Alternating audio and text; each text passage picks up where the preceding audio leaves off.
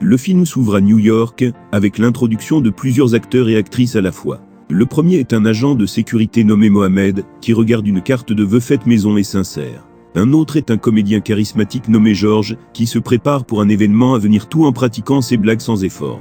Vient ensuite une journaliste de télévision nommée Maureen, et son fiancé Don, qui passe actuellement un moment privé dans leur somptueux manoir. Les autres personnages sont une belle femme enceinte nommée Céline, une veuve âgée nommée Jeanne, et un grand homme nommé Martin. Et enfin, il y a un homme d'affaires estimé nommé Henri Barton, et sa petite fille gâtée de 10 ans, Madeleine.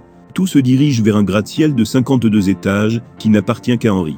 Dans la scène suivante, tous les personnages juste mentionnés arrivent au gratte-ciel d'Henri pour un événement se déroulant au dernier étage du bâtiment. L'un après l'autre, ils montent tous dans le même ascenseur, et après avoir passé les contrôles de sécurité, George semble claustrophobe. Il demande donc à l'agent de sécurité de ne pas surcharger l'ascenseur. Quoi qu'il en soit, l'agent de sécurité remplit l'ascenseur avec les 9 personnes, ce qui correspond à la limite maximale.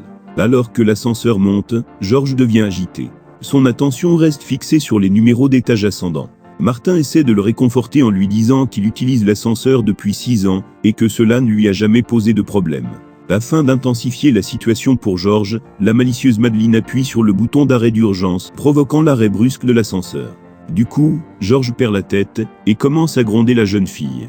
Henri intervient pour défendre sa petite fille, affirmant que c'était un accident, mais George sait qu'elle l'a fait exprès.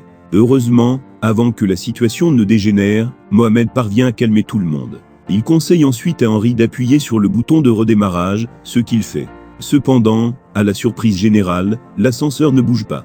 Paniqué, Henri appuie sur le bouton de l'étage du hall, entraînant une légère descente avant un nouvel arrêt. À ce stade, la claustrophobie de George dégénère en panique totale, alors il commence à réprimander Madeleine, en utilisant des gros mots.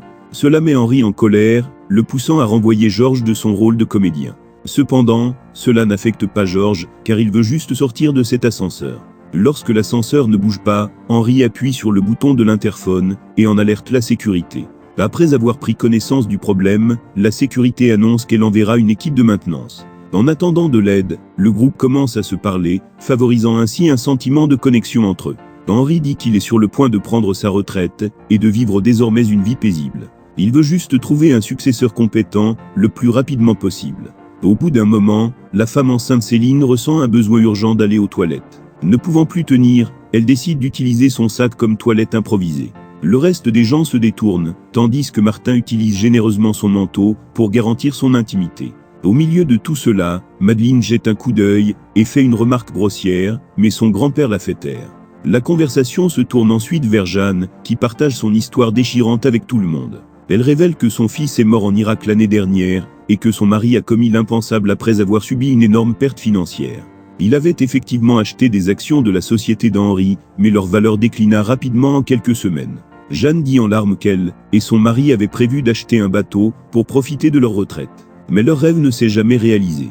Elle déverse sa rage sur Henri, l'accusant indirectement de sa perte. En réponse, Henri dit que la vie peut parfois être injuste, il est donc préférable de vivre chaque jour, comme si c'était le dernier. Il demande alors pourquoi Jeanne est ici maintenant. Avant de pouvoir répondre à sa question, Jeanne commence soudainement à lutter pour respirer. Apparemment en train d'avoir une crise cardiaque, elle s'effondre lentement sur le sol, et dans son dernier souffle, elle révèle qu'elle a une bombe, ce qui explique qu'elle est là, pour se venger de son mari. La révélation plonge tout le monde dans un état de panique et Martin appelle immédiatement le 911 et les informe de la situation actuelle. Peu de temps après, Jeanne décède et Mohamed, qui travaillait autrefois comme médecin, confirme sa mort. Après cela, la journaliste Maureen commence à filmer et à diffuser les événements à l'aide de son téléphone. Henri, une fois de plus, essaie de contacter la sécurité via la radio de l'ascenseur, mais on lui dit grossièrement d'être patient. Au milieu de tout cela, les individus piégés se disputent pour savoir qui devrait se présenter, pour inspecter le corps de Jeanne, pour vérifier la présence d'une bombe.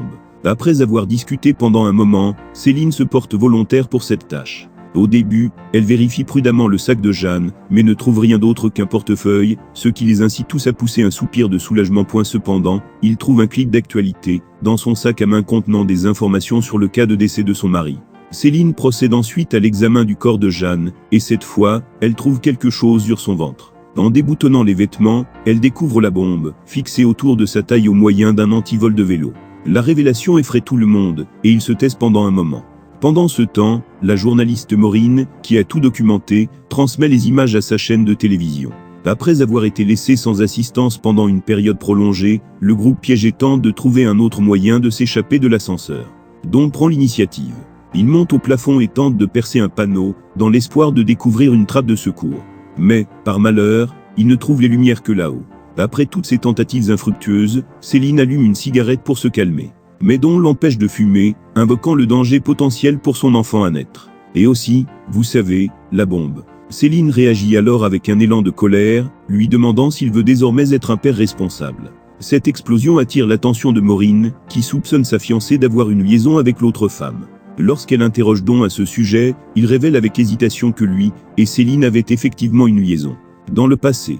Une fois de plus, il reconnaît également la possibilité d'être le père de l'enfant à naître de Céline. Cette confession choquante laisse Maureen dans un état de bouleversement émotionnel.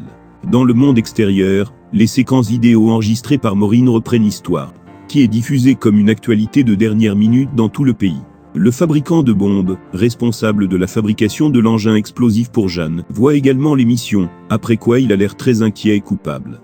Pendant ce temps, le groupe piégé ouvre la porte, avec force afin de vérifier s'il existe une issue. Ce faisant, il voit une petite ouverture au-dessus, et Dawn tente de sortir. Cependant, ses efforts s'avèrent vains, car l'ouverture est trop petite. Suite à cela, il utilise la canne de Jeanne, et tend la main au maximum dans l'espoir d'atteindre le bouton de l'ascenseur à l'extérieur. Il est sur le point d'atteindre le bouton, mais en même temps, Madeleine appuie rapidement sur plusieurs boutons du panneau de commande depuis l'intérieur. En conséquence, les freins de l'ascenseur se désengagent. L'ascenseur s'effondre sur plusieurs étages. La descente violente coupe le bras de Dawn, et la cabine devient complètement sombre. Lors du rétablissement du pouvoir, un spectacle macabre devient apparent. Le bras de Dawn est arraché, et le front d'Henri est coupé par une profonde blessure. Réagissant rapidement, Mohamed utilise une cravate, comme technique de fortune, pour ralentir la perte de sang du bras sectionné de Dawn. D'ailleurs, l'homme qui a fabriqué la bombe est accablé par la culpabilité d'avoir mis en danger la vie de 8 personnes. Il s'adresse donc aux journalistes pour avouer ses méfaits. Interrogé par la presse, il explique ses motivations derrière la création de la bombe pour Jeanne. Il révèle un lien profond et personnel, expliquant que le fils décédé de Jeanne était un de ses amis proches. Il ressentait donc un sentiment de dette envers leur famille.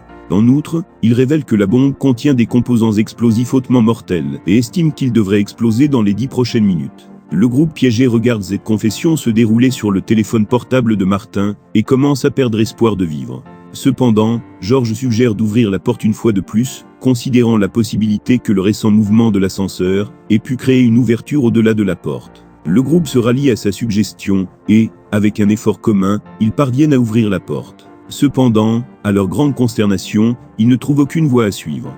Georges n'est toujours pas prêt à abandonner. Alors, il envisage de rouvrir l'ascenseur.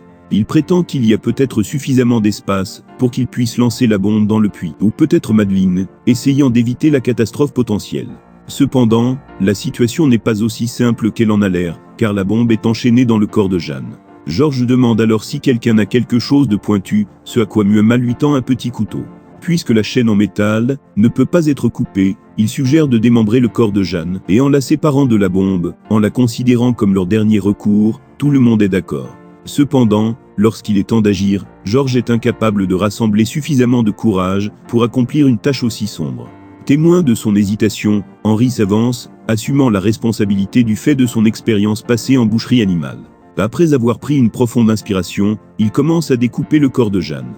Au fur et à mesure qu'Henri avance, il atteint sa région abdominale, mais il a besoin d'aide pour prélever ses organes. Ainsi, Muhammad et Georges l'aident dans cette opération sanglante. Lorsqu'ils ne parviennent toujours pas à lui couper la colonne vertébrale, ils choisissent de la casser. Le groupe divise ensuite ses forces et tord le corps, tirant des extrémités opposées. Au milieu de tout cela, Georges considère Henri comme responsable de tout cela. Alors, il lui dit de remettre $1 million à chacun d'eux s'ils survivent. Étonnamment, Henri est d'accord. Faites-en 3 millions, dit Georges. À ce moment-là, un agent de sécurité communique via l'interphone et annonce la nouvelle tant attendue, que les équipes de secours et de déminage sont enfin arrivées. Il leur assure que l'équipe les sortira bientôt tous. En quelques instants, l'équipe de secours abaisse l'ascenseur et ouvre la porte, créant un passage étroit pour dégager le groupe piégé. Ensuite, ils commencent à tirer tout le monde, l'un après l'autre. Lorsqu'il ne reste plus que Martin, il sait que l'ouverture n'est pas assez grande pour qu'il puisse passer.